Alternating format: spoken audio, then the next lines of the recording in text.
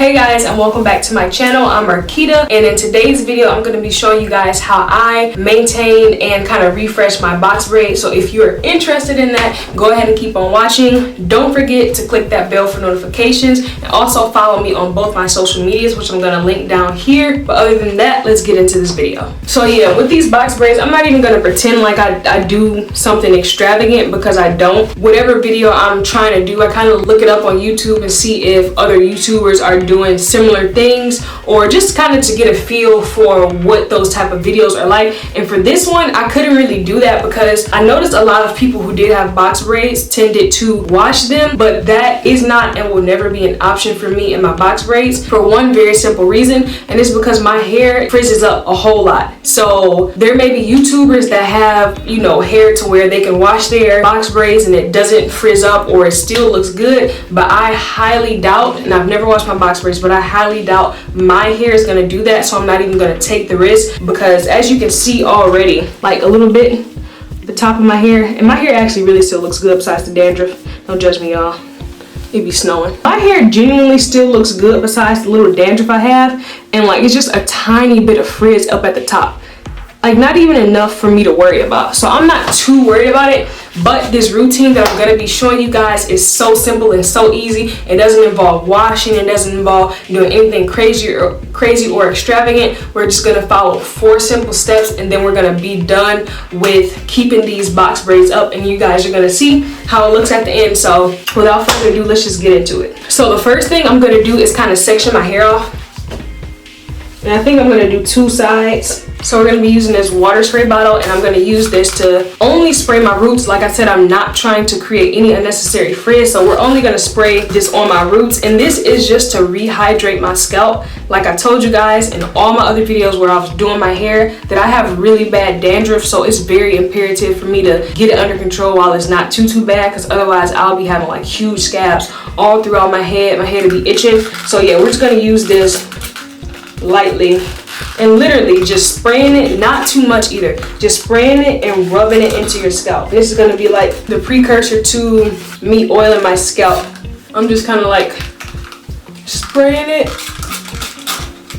at the roots and really just massaging it in. And I'm not too worried about frizz at the roots of my hair, only because most of the uneven parts of my hair are at the bottom, because ends split obviously, but they're at the bottom, so I'm not too worried about it frizzing up at the top. I'm just taking this water, kind of like I said, rehydrating it again, just enough to wake my scalp up.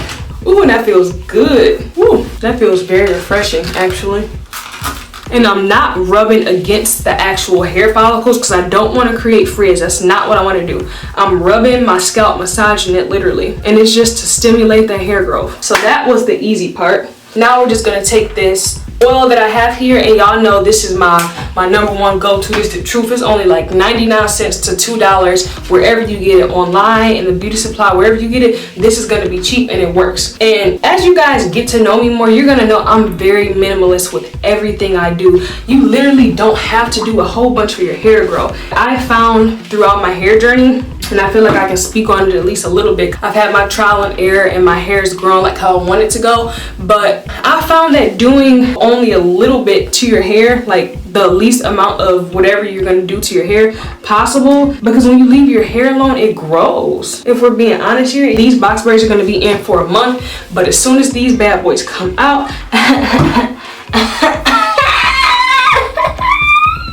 look, y'all don't even know. As soon as these box braids come, oh, and look, I'm just oiling my scalp. Ooh, that was a lot. I'm getting reckless over here. That was really a lot, probably too much. And I'm just pouring the oil on my hand. Again, it's nothing, like it's really nothing to it. I don't know what these other YouTubers doing, washing their braids. Like, girl, I don't understand. You get a little dandruff, your hair get a little itchy, but at the end of the day, you just gotta face it. Cause what y'all do when you have a sew-in? Like when I have a sew-in, I don't touch under my hair at all. Like it's no point in me touching my hair under my sew-in. Okay, so you know how when your hair is straight and it gets dry easy? Because what happens with your hair is you have natural oils that run down your scalp. Your hair gets oily, but then after your hair not being hydrated for a period of time, what happens? It starts to dry out. But when you have braids in your hair, all that moisture that doesn't slide down your hair strand, it stays in your hair, which is why I don't find it necessary to wash my hair while it's under sew-ins. Why? Because all those natural oils and dirt that have been built up under that sew-in in those braids, all that is making my hair grow. It's nutrients for my hair, like food for my hair. So I don't be tripping about that. People be wanting to know my secrets on growing my hair, but I swear I don't do nothing to my hair. Like, I literally don't do anything. I self-maintain my hair, of course, because at the end of the day, it does take some sort of maintenance to do your hair. Literally, like I said, doing nothing has been the best thing I've ever done for my hair. Ever done for my hair. So I feel like I've oiled my scalp adequately enough. My scalp feels a lot better, I'm not gonna lie. That little squirt of water, it opened the pores on top of my head, and that's important too. Like, when you're oiling your scalp, know that if your pores are sealed, oil is not gonna penetrate your scalp and your hair like it's supposed to. So what I did with that water, when I sprayed it, it woke up and opened my pores and gave those oils a chance to soak in. So my hair and my scalp can get the nutrients that it needed. You leave your hair alone, it grows. You give your hair time to breathe, it grows. So let's just recap. The first step, I squirted the water on my scalp, and then the second step, I took the oil and I just massaged it in my scalp. Massaging, stimulating that scalp, stimulating those growth hormones or whatever happens when your hair grows. You're stimulating it when you're doing this stuff, right? So let's move to the third step. Remember, I told you it was literally only 4 steps, and the third one is using this Shining Gel. Shining Gel. Shine and jam. Again, if y'all didn't see my freaking Knotless box braids video, watch it, because this is the truth. Y'all wondering why my box braids ain't frizzy yet, why they still looking fresh, because I use the Shining Jam. Now look, this is what I'm about to do right here.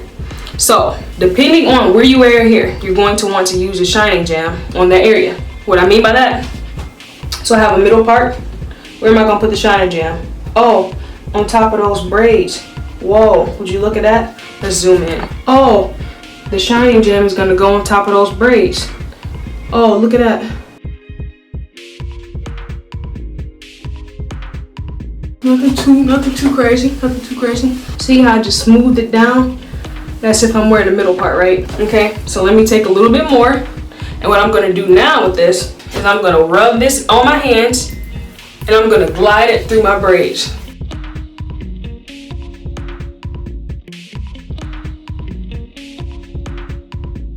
Yes, and that ain't gonna do nothing but sleek my hair down even more. Yes, run your fingers down. Girl, look at that. Look at that. 2 weeks, y'all. 2 weeks. Let's get a close up. 2 weeks. Look how good my scalp looks. Yes, I just refreshed the mess out of these box braids. You heard? Like, y'all see my scalp, and it looks so fresh. All right, y'all, so we got one more step before we are done with this entire process. And again, if you skipped through the video and didn't hear what I said in the beginning, I don't wash my braids. I can't. I get it, other people do it. I cannot wash my braids though, because my hair will get entirely too frizzy. So I use that Shining Jam to lay down little flyaways in my hair. So what am I gonna do now? I'm gonna take my satin scarf, and I'm going to tie my hair up for about 10 minutes, and only because I just wet my hair, so of course the roots are going to be a little wet, but what I don't want my roots to do is puff up, because I'm good for that, and yeah, we don't need that to happen. So I'm not gonna let my hair even get the chance to puff up. I'm just gonna like flatten it down right now while it's end.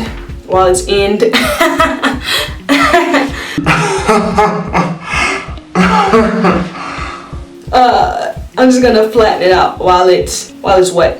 That's what I meant. What the heck is going on? Where are my tying skills? This should be something I never forget how to do. What the fluff? But yeah, so we got it tied up, and we're gonna wait like 5 or 10 minutes. Okay.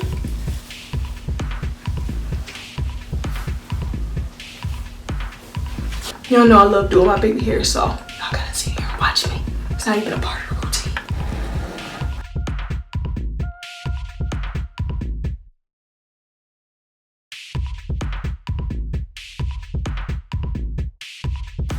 But yeah, guys,